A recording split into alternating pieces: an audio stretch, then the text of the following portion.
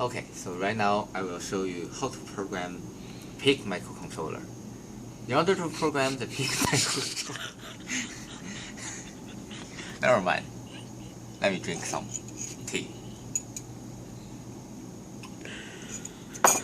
In order to program the PIC microcontroller, what you need is a PIC microcontroller and a PIC3 to connect the PIC microcontroller with your computer. What you are seeing right now is the datasheet for the PIC3 programmer. You can see that there are different pins of your PIC3, and what we need is we need to connect each pins to the particular pins on your microcontroller so that your PIC3 and your PIC microcontroller was properly connected, and then you can start to input your code into your controller. What you are seeing right now is a pin diagram for the PIC microcontroller from the datasheet of your particularly PIC microcontroller. As you can see, there's certain pins that corresponding to what you just seen from the PIC datasheet, like the VPP pins, the VDD, VSS, and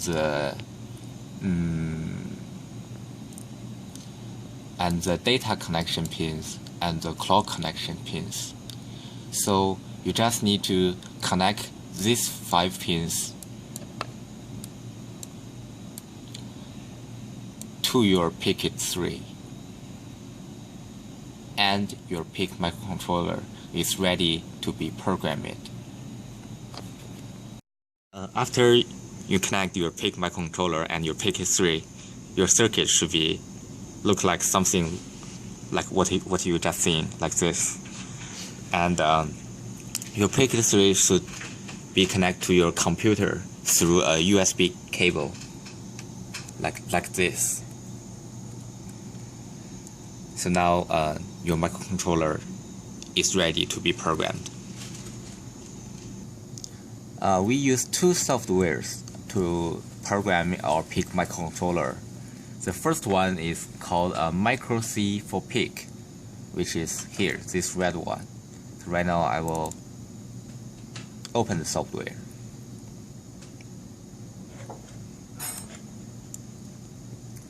So this is the main menu for the software, the IDE, and you can select your PIC microcontroller at here.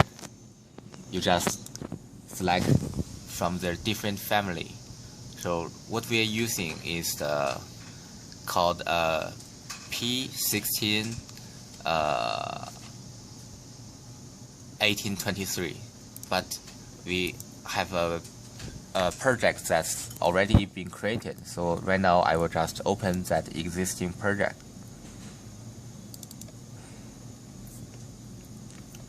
So you can see our device is PIC16F1823, and our clock was set to be 0.5 megahertz, and we just need to write our codes at this panel.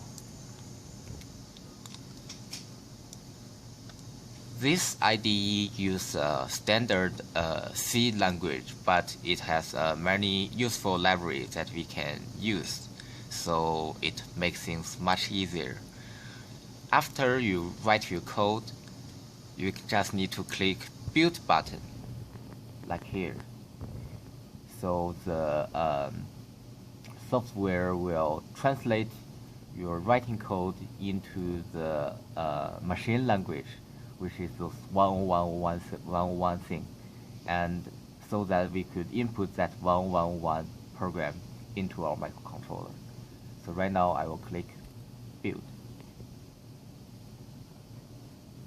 and the certain program that corresponding to what we write right now was already been built and created.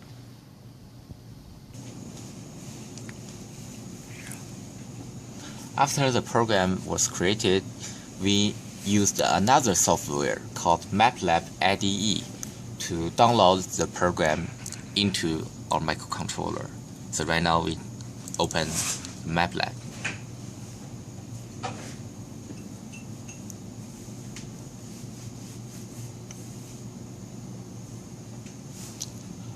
After you open the MATLAB, you first need to select the file you just created.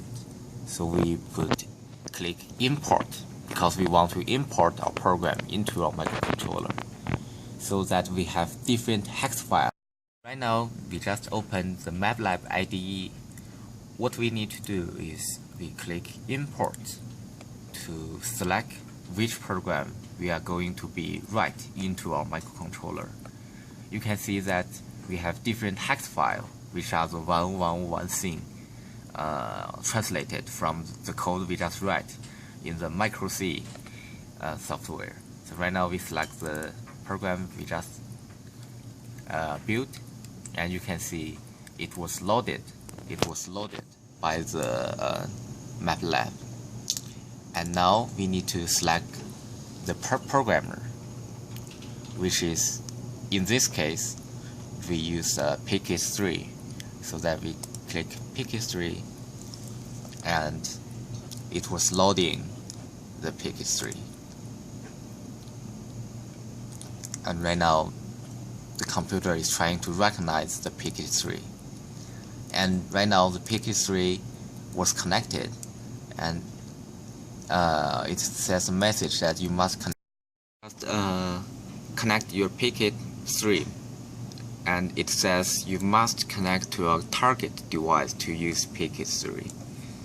This is because the target device, which is our PIC microcontroller, was not powered, so that it didn't recognized by the system. So what we need to do is we click the programmer. We click settings. We click power. We can set to power the target circuit from PIC. You click this button and you select how much voltage you want the PIC3 to power. So in this case, we select full voltage. We click apply, OK, and it's a target device ID doesn't match expected device ID. It says this because the microcontroller we are using right now in this circuit was already broken. We don't have a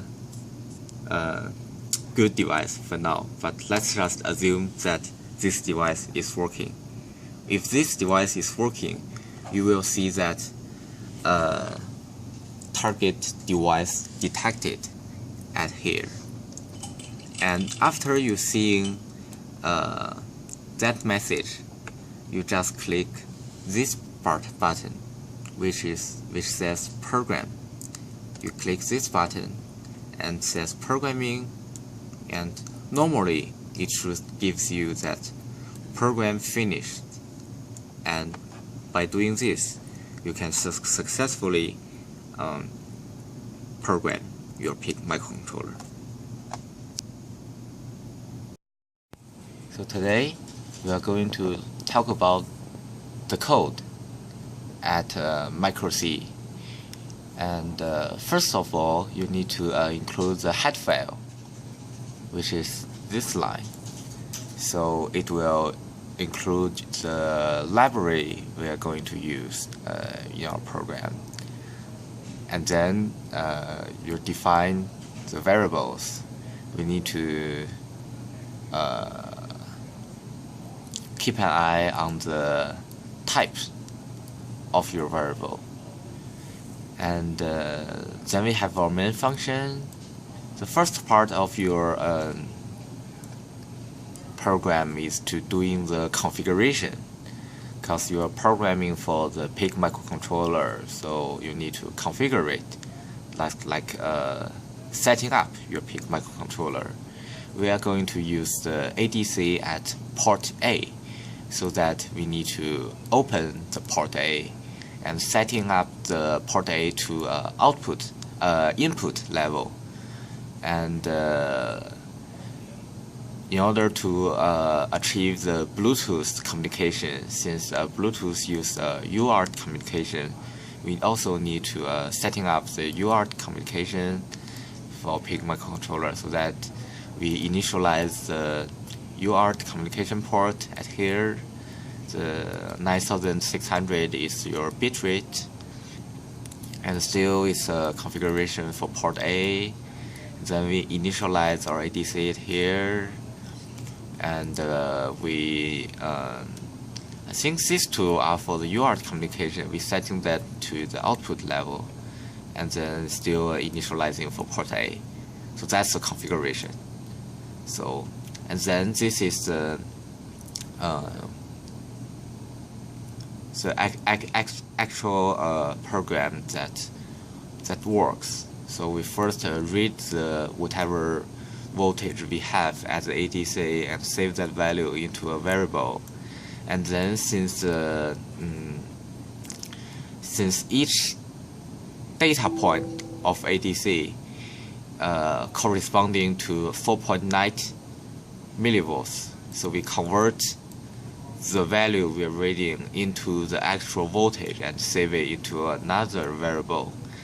And then we're using a function called a float to string, so that we convert the value into a string, so that we could send this value through UART communication. And then using UART write text command, we send that value over whatever your cell phone. And then we also send a text message millivolt, and then we send 10 and 13. 10 and 13 means a switch line, so that the message can be the message sent to your cell phone can be automatically switched into a new line. And then we delay 0.5 seconds, and we have an infinite loop to execute this program over and over and over again.